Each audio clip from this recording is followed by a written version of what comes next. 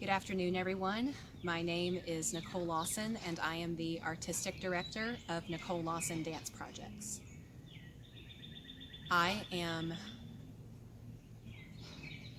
making this video today to express my rage and moral outrage at the continued violence and murder of Black people. I am making this video to say unequivocally that Black lives matter, and I am making this video to honor the lives and the memories of Breonna Taylor, George Floyd, and Ahmaud Arbery. These people were important members of their community, loved members of their families, and all three of these people should still be alive today.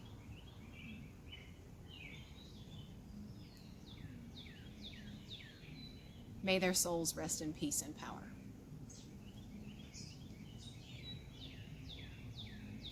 I am also making this video to call out the white silence in the wake of the continued violence against the Black community in the United States. The silence of the white community, especially the silence of white Christians, is deafening.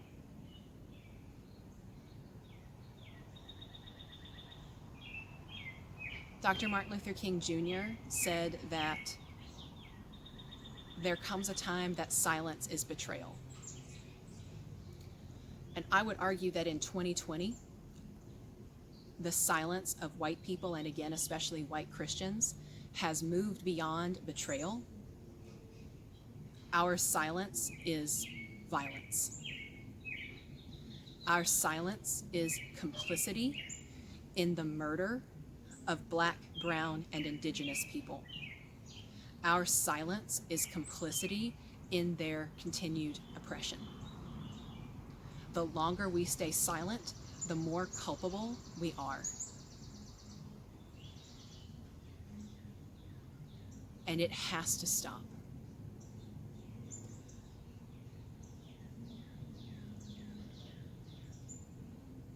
I want to speak directly to white people and acknowledge that what I am saying is going to make you angry. It is going to hit you in the gut and piss you off.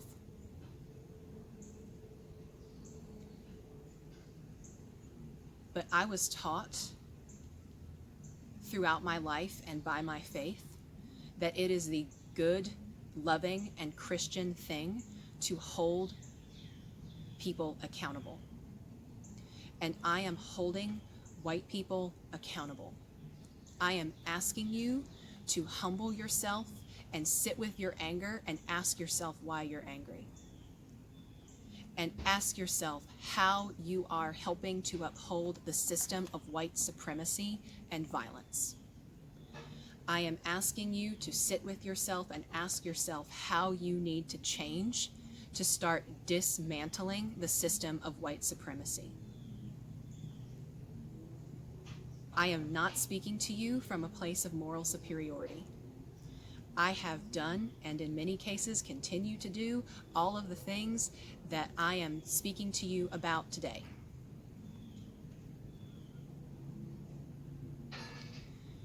And I am asking you to do this with me.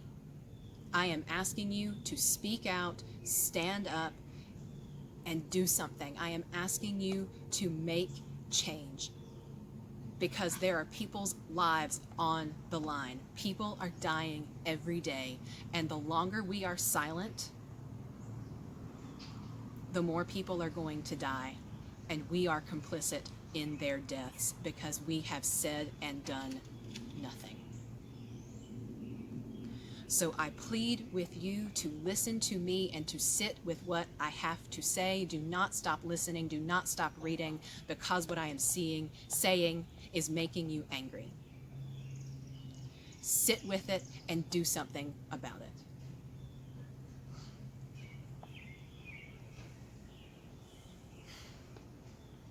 In that vein, I want to speak directly to how my Uncivilized Nation work is going to change, how these blogs and videos are going to change, and considerations that I am going to make into the work, the dance work that I am going to produce.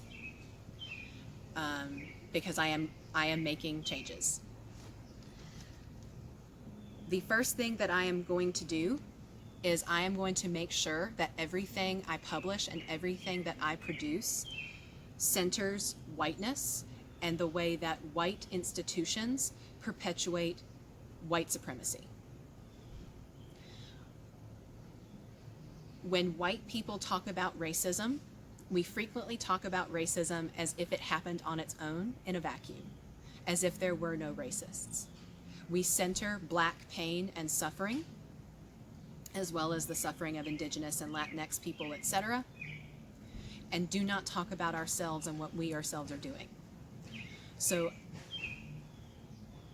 unless it is necessary for context, I am not going to be centering discussions of Black suffering in my work. I am going to be centering whiteness and the ways that white people perpetuate white supremacy. Again, holding myself and my community accountable. The second thing that I'm going to be doing is I'm going to be making a concerted effort to decolonize my language. You've already seen me use the term enslaved people in my writing and enslavers instead of slaves and slaveholders, because these people were people. Slave is not a type of person, it is a condition. So I will be using terms like enslaved people and enslavers, because again, I'm holding white people, including our founders, accountable for their actions. I will also make sure to make land acknowledgements as often as possible. You heard me acknowledge that Kernersville is not the name of the land that I am occupying. It is the Catawba Nation, as well as the Saponi and Tutelo tribes. I am going to do my research to make sure that I understand the history and culture of these people so that I can honor them in my life. I am also going to start raising up and shouting out Black, Latinx, and Indigenous businesses and organization on my social media. I'm going to be doing it twice a month. I'm really excited. I'm going to be starting this week. Look for those people, because it is important that the United States is a capitalist nation. It is important that we vote with our dollars. And I want my dollars going to these members of the community, because their businesses, just like their lives, matter. They make our communities better, and I want to make sure that everybody knows about these businesses, so that they can spend their money there and support these members, these very important members of our communities. So be looking out for these posts.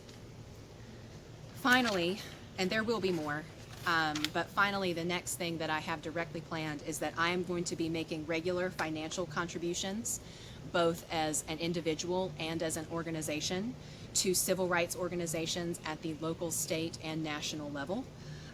Starting in 2 weeks, I am going to be doing a class series raising money for Black Lives Matter. They are in dire needs of donations for their campaigns. So after I make my own personal contribution to Black Lives Matter, I'm going to be starting this series.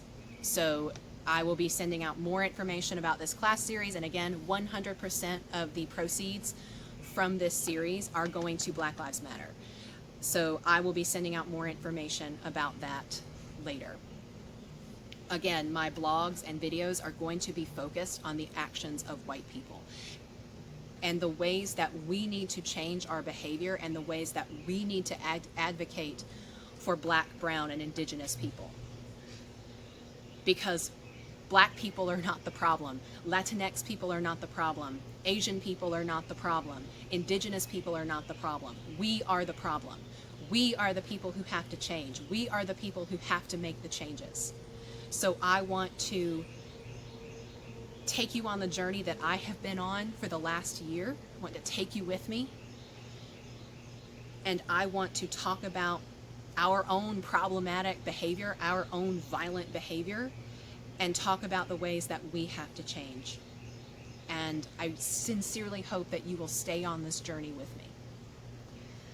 I want to leave you with a very timely and relevant quote from Dr. Martin Luther King Jr.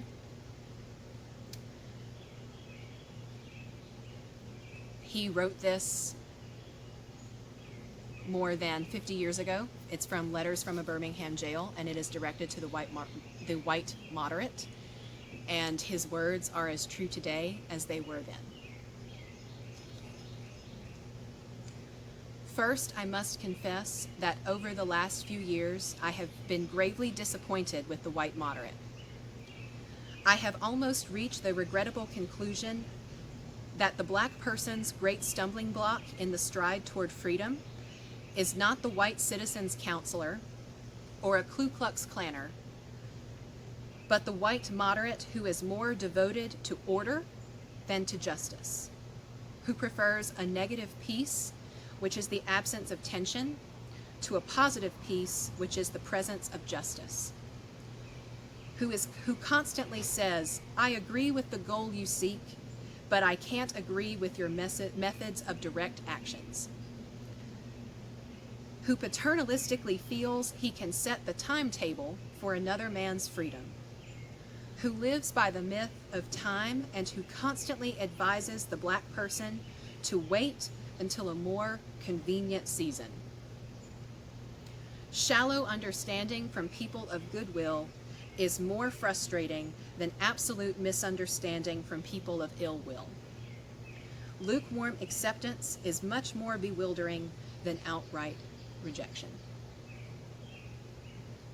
I ask you to sit with these words, ponder them in your heart, and prayerfully and thoughtfully make change.